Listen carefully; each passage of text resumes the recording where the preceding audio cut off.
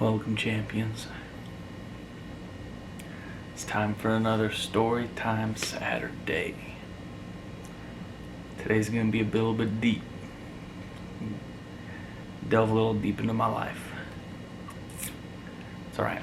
Y'all are worth it. You deserve to know who I really am, you know?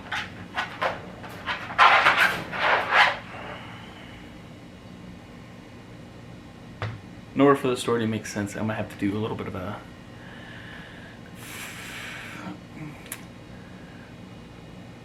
like 5 years prior thing, I guess you could say, time lapse. When I was in middle school, I weighed almost 300 pounds. I was a big kid. I was really fat. There's no sugarcoating it, I was fat. But, so I was bullied a lot, picked on a lot. Almost took my life. It was a bad time. I got through it, obviously. I'm here to be able to tell you this story. It was just a little rough childhood. It was with a pt.2 little pistol, 22 pistol. I didn't know. Thought about a friend I made on a bus. She helped me out a lot. She knows who she is. I won't say names in any of my videos unless they give me explicit permission to. But anyways, so I was picked on a lot, didn't have a lot of friends, very small circle. So that leads us to where we're at. Let's get now that that's all taken care of. So I'm fast asleep. I got school the next day. This is high school, freshman year, about halfway through freshman year. 2009. That's right, 2009, 2010.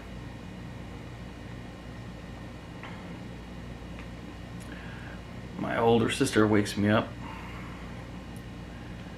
because my dad had taken a trip. He had to go.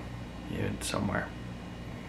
But he called my sister, told her, wake everybody up, get everybody in the living room, gotta have a meeting when I get back. She even had to go down the street to get my brother. He didn't live with us at the time. He was old enough to move out. So he was there. 3 sisters, my brother, all sitting on a couch. In my living room we had 2 couches. It was one this way, this way. My siblings were on this couch. I was on this couch. I was sitting there by myself, cuddled around with a blanket. So we're all sitting there. It's quiet. No one knows what's going on. We hear the car pull up. My dad got home. He walks up the steps. We hear him walk up the steps. It was a makeshift stairs.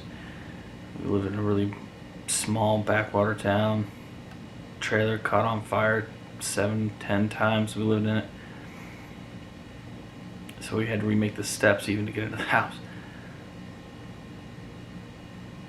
So he walks up those makeshift steps. You can hear every single step, every creak. He walks up, opens the door. He looks each child in the face, just make sure he has all eye contact. And he says 3 words. I'll never forget the look on his face or how he said those words. He just looks at us and says, "Your mother's gone."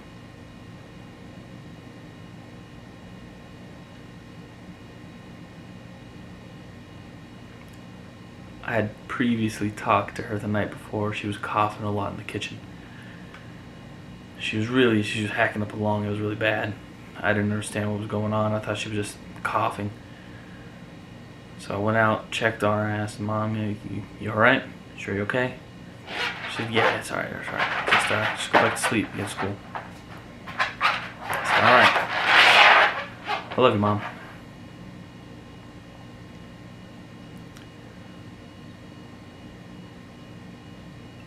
It's sad, but also heartwarming that was the last words I got to say to my mom. I got to say I love you for the last time.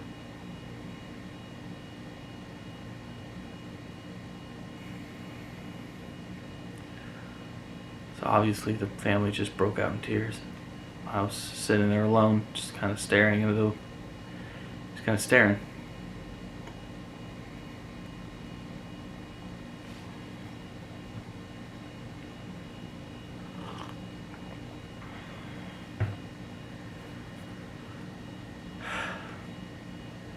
My brother walked up to me first and he hugged me.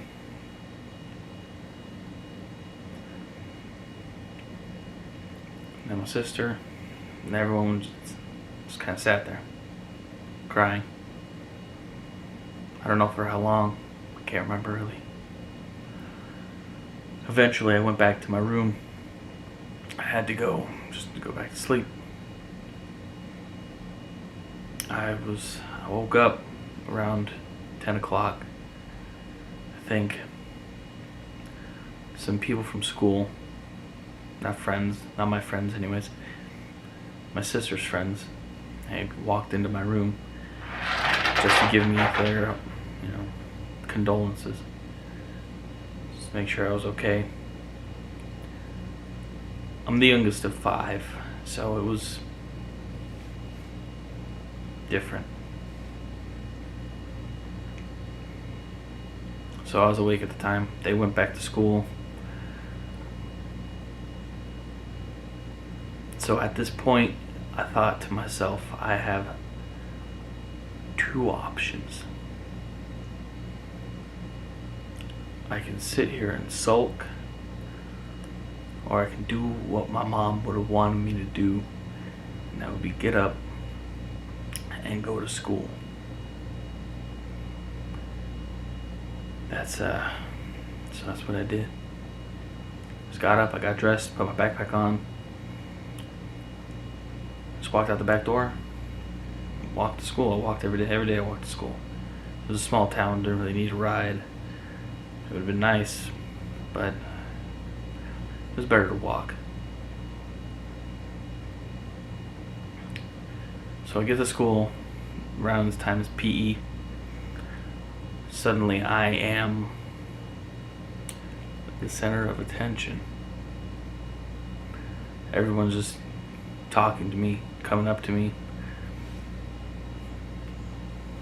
acting like they're my friend.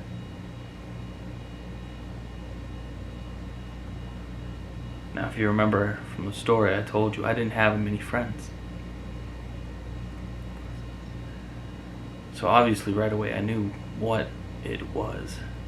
It was just a facade, something to help them make themselves feel better. Just more pity than anything. They didn't really care. I guess they did. They wouldn't have not tried if they didn't care. People that have never talked to me before suddenly knew my name, and for some reason they wanted to talk to me and compliment me on things. I knew what it was. I let them do it. No point in calling someone out on some sort of fake kindness.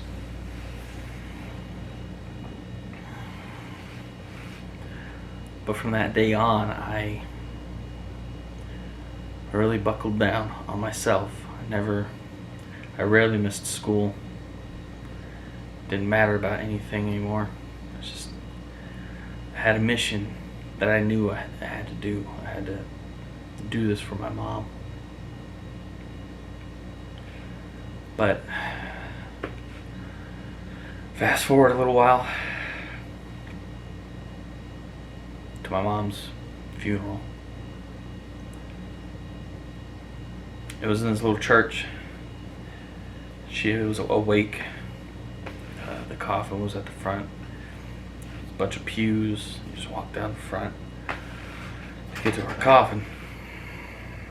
So my father had us all lined up with who we came there with, from oldest to youngest. Oldest sister in the front, and brother, 2 sisters, me. Oldest sister had her boyfriend, brother had his girlfriend, sister had her boyfriend at the time, and then the youngest sister had her boyfriend at the time. And I didn't have anybody. I was alone.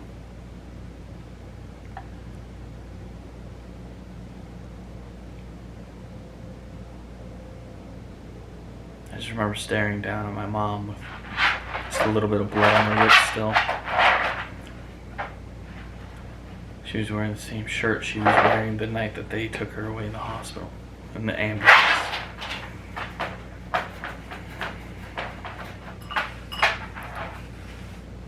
And then I walked back to the back of the church to the chair that I was sitting in, because everyone there was sitting with someone already. My father had his mother, and all my siblings had their significant others. And I was sitting in the back staring at all of them with their people, and I knew I was alone.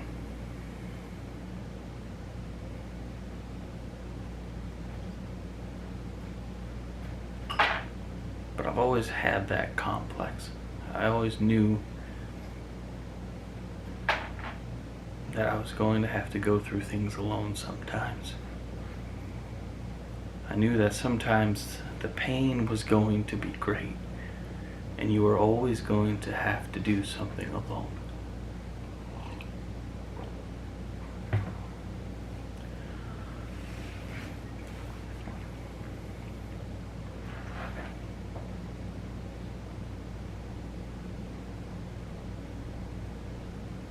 That was it. My mother passed away. My father he was there. There was times he wasn't. It's not exactly something easy. You don't just lose your partner of 35 years and come back into it. Just, hi guys. No. I understood that. It was still rough on us. I was still young. But I'm sorry about the noise of my dog's in his kennel. But yeah.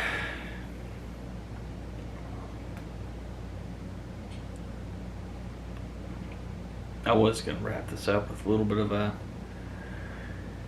candy eating.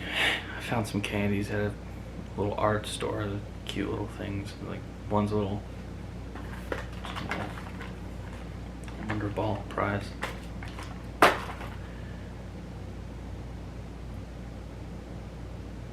But I think I'm just going to end it with a message.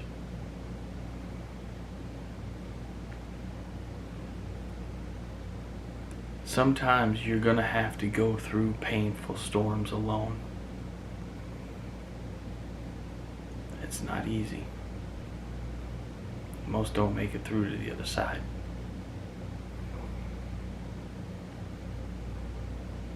But that pain helps you. It teaches you resilience. It teaches you that this pain is real, but it will become easier over time. Time doesn't heal wounds. Time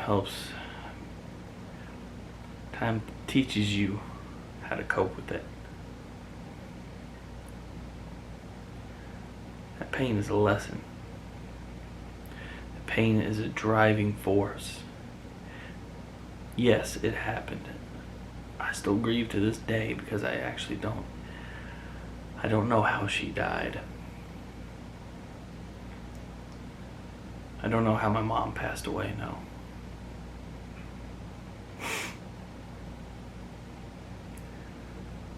But it doesn't matter how she passed away. What matters is the memories that are still alive in my mind about her and how she lived. That's what keeps me going. Death is a real part of life. You're never gonna know when it's coming, who it's coming for, or how it's gonna happen. But what you do know is how to handle it. You're gonna be sad, it's gonna hurt. You're not gonna be able to just walk away. But you do know inside, you know that you need to keep going. It's not, you just keep going. Because you are what keeps their memory alive.